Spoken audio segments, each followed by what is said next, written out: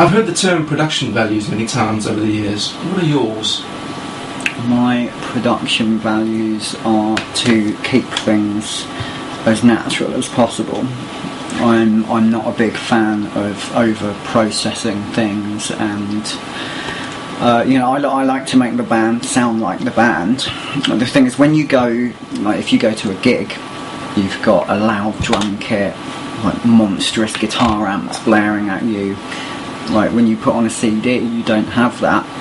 So you have to find other ways of creating that same kind of impact with use of compression and limiting and things like that in order to achieve that same kind of sound, but that people can listen to at a low volume. So my production values are to aim towards that, not to overdo it, not to make the band sound like, they don't sound normally, and to keep things natural. I'm a big fan of natural recordings. I don't like triggering drums with samples.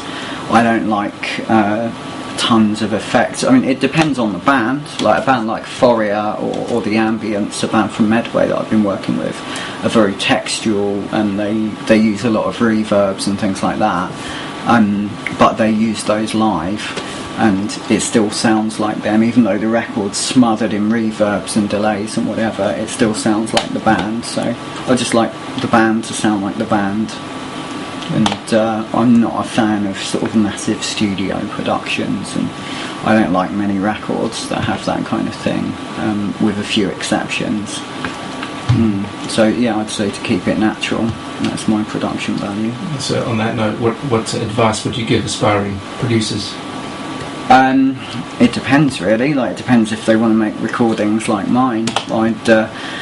My advice to people is to find a niche and do their own thing. Like, if they think it sounds good and they can get business, then do what you want. I suppose I wouldn't follow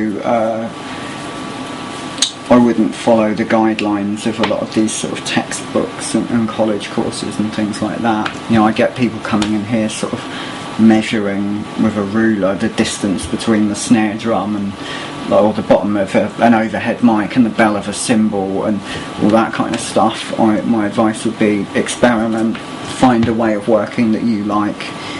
If you think it sounds good and your customers think it sounds good, then do it. As a traditionalist, how would you say that the digital age has changed music? In a lot of positive and negative ways. Positive in the sense of it's made it easy for people now to have a recording set up. It made it possible for me to start recording, because for only a couple of £1,000 you can get a computer, an audio interface, a few mics, and start recording your own stuff. I think though it has also made people lazy, and sort of more than ever has, there's this whole fix it in the mix approach where people are recording sort of substandard sounding drums or guitars or whatever and thinking, I'll fix it later on. Because you've got so many tools now with which you can process things. You've got Beat Detective to make a drummer sound like he can play. You've got Auto-Tune. I think it's made musicians and producers lazy.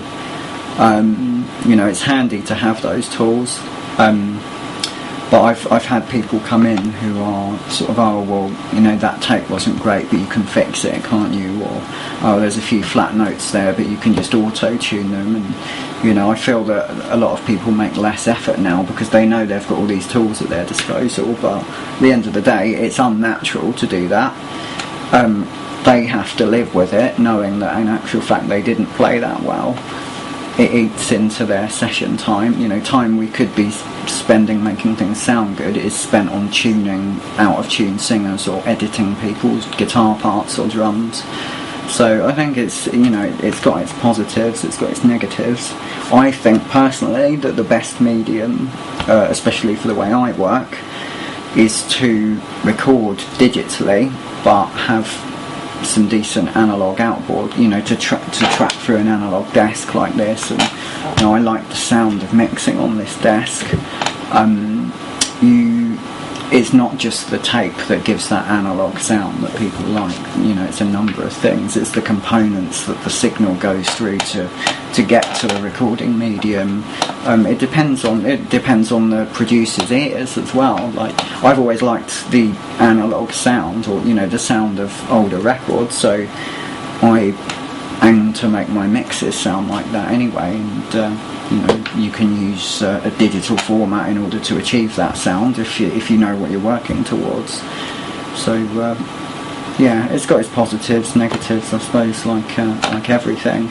It's not the be all and end all. Like, they were making great records before any of this stuff ever existed, including in this studio. I first recorded here when I was 13 or 14, and there was no computers, no digital recording stuff, nothing. And the engineer here at the time did a great job. You know, listen to Dark Side of the Moon or something like that. They sound fantastic. And so it's just made things a little bit easier, really. It makes it more accessible, and it certainly makes editing easier. Like, I use the computer really like a tape machine, and I use it to edit on, and for a bit of automation as well, because this desk being 100% analog doesn't even have any computer automation system or anything in it. So I use the computer for that, which is where, well, for anyone who doesn't know what automation is, it's where you can ride faders. You can program the computer to sort of adjust levels, you know, pan things, switch plugins on and off and things like that. It does it on a sort of timeline scale, but a lot of large format desks have that built in, but I didn't want that. I can use the computer for that. And, so it's handy for things, you know. It makes things easier, I suppose. But okay. Right, Dan, thanks very much for today. That's all right. Where can people find out more about Anchor Baby? They can find out more at anchorbabyrecordings.com. I've also got a blog where I talk about recording, you know, like tips or people I've been working with or whatever, which is anchorbabyrecordings.blogspot.com. And there's loads of examples of my work on there, pictures, links, what have you, a bit about me if you're interested. Thanks very much, Dan. Great, thanks.